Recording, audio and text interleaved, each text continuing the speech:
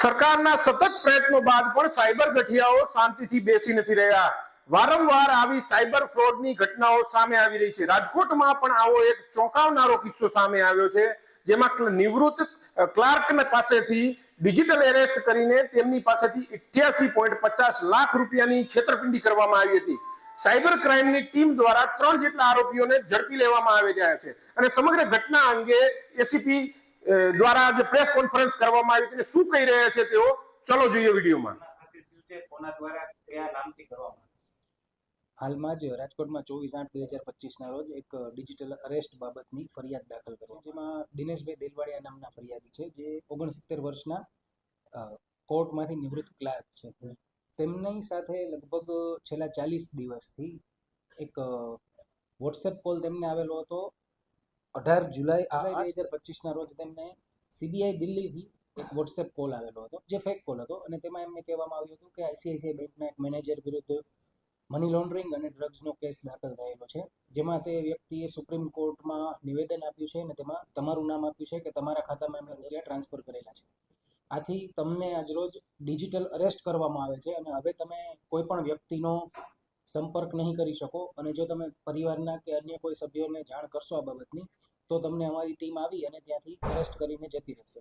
આ રીતે તેમને સૌ પ્રથમ ખોટા કેસમાં ફિટ કરવા માટે ડરાવવામાં આવ્યા, અને ત્યારબાદ તેમને વિશ્વાસમાં લઈ અને 40 દિવસના સમયગાળા દરમિયાન તેમની સાથે અલગ અલગ વાતો કરી અને તેમને એવું જણાવવામાં આવ્યું કે તમારા પાસે તમારા ખાતામાં જે રૂપિયા પડ્યા હોય તેમાંથી 8 લાખ રૂપિયા તમે આ એક તમારા નામનું એકાઉન્ટ બનાવેલું છે આઈસીઆઈસીઆઈ, તેમાં દાખલ કરો.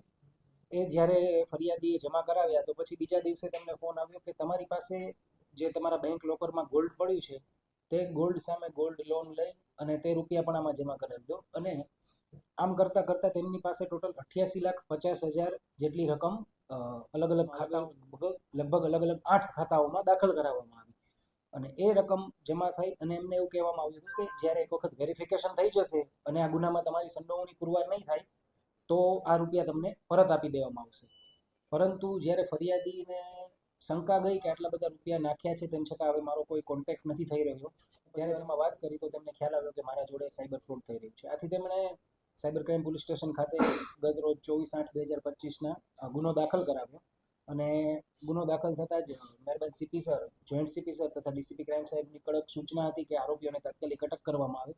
એટલે જ્યારે સાયબર ક્રાઇમ પોલીસ સ્ટેશન અને સાયબર લેબની ટેકનિકલ ટીમે તપાસ કરી તો એમાં એક એકાઉન્ટ ભાવનગરનો, તે એકાઉન્ટની માહિતી મેળવતા તે એકાઉન્ટમાં ફ્રોડના 10 લાખ રૂપિયા ટ્રાન્સફર થયેલા હતા.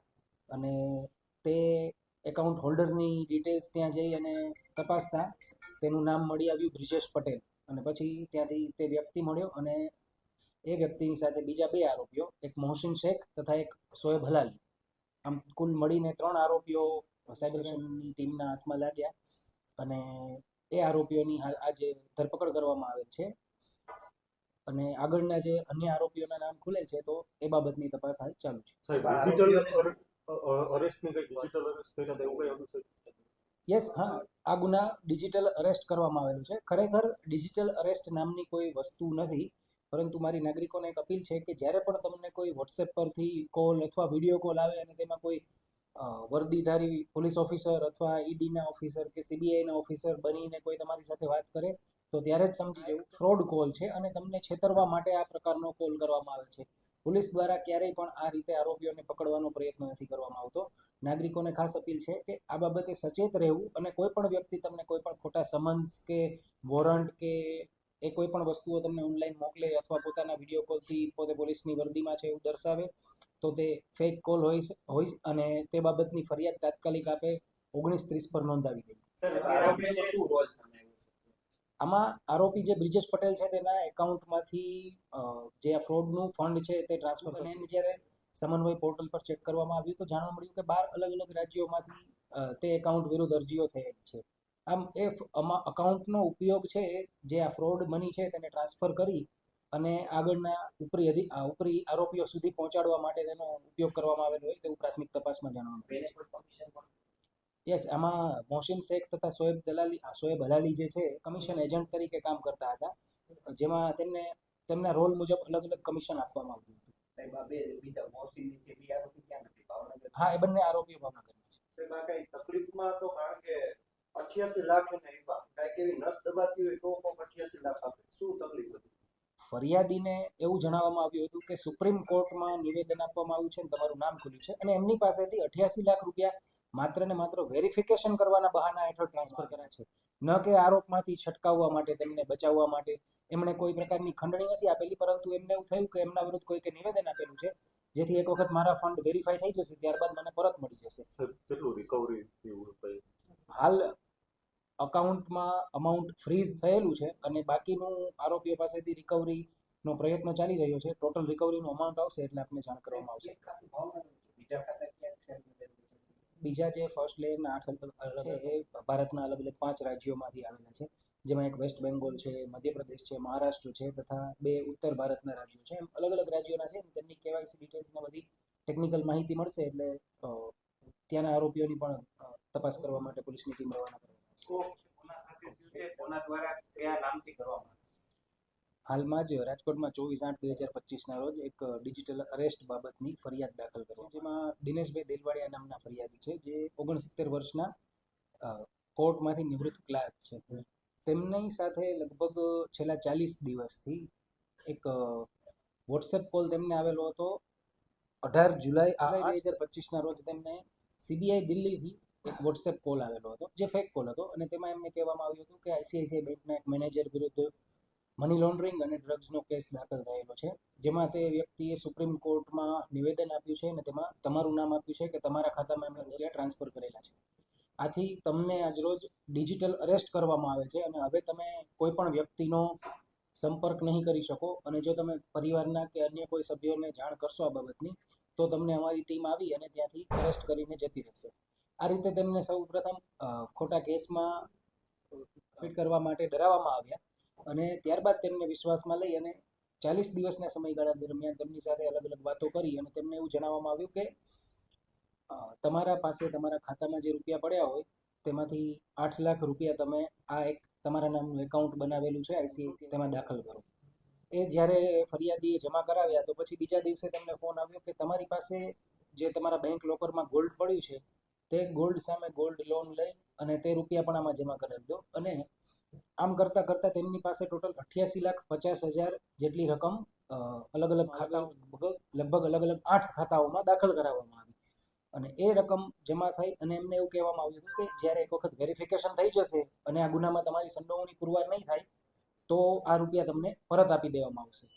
પરંતુ જ્યારે ફરિયાદીને શંકા ગઈ કે આટલા બધા રૂપિયા નાખ્યા છે તેમ છતાં હવે મારો કોઈ કોન્ટેક્ટ નથી થઈ રહ્યો, ત્યારે તેમાં વાત કરી તો તેમને ખ્યાલ આવ્યો કે મારા જોડે સાયબર ફ્રોડ થઈ રહ્યું છે. આથી તેમણે સાયબર ક્રાઇમ પોલીસ સ્ટેશન ખાતે ગત રોજ 24/8/2025 ગુનો દાખલ કરાવ્યો અને ગુનો દાખલ થતાં જ મહેરબાન CP sir, joint CP sir તથા ડીસીપી ક્રાઇમ સાહેબની કડક સૂચના હતી કે આરોપીઓને તાત્કાલિક અટક કરવામાં આવે.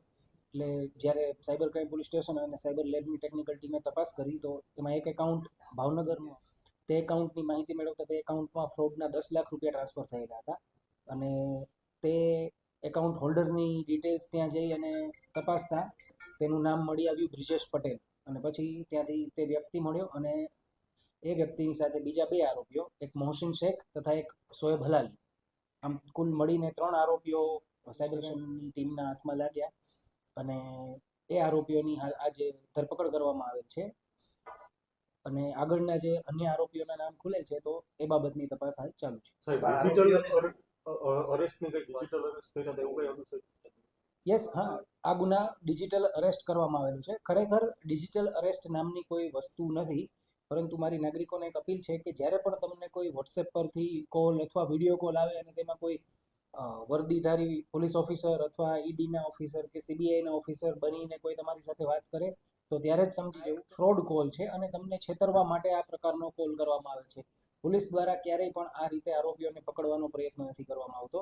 નાગરિકોને ખાસ અપીલ છે કે આ બાબતે સચેત રહેવું અને કોઈ પણ વ્યક્તિ તમને કોઈ પણ ખોટા સમન્સ કે વોરંટ કે એ કોઈ પણ વસ્તુઓ તમને ઓનલાઈન મોકલે અથવા પોતાના વિડીયો કોલથી પોતે પોલીસની વર્દીમાં છે એવું દર્શાવે તો તે ફેક કોલ હોય અને તે બાબતની ફરિયાદ તાત્કાલિક આપે 1930 પર નોંધાવી દે.